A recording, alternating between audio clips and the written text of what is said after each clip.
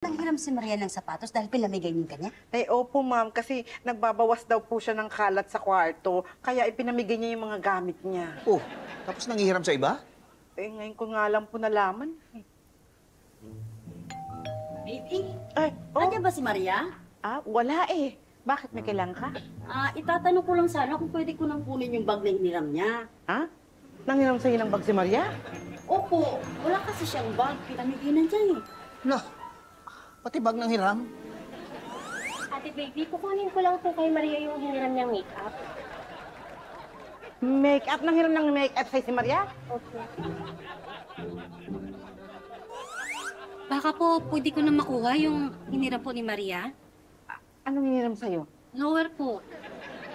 Pati blower ng hiram?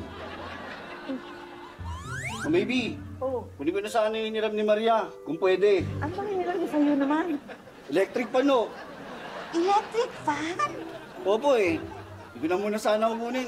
Kaya lang, hiram ko lang din ho yun.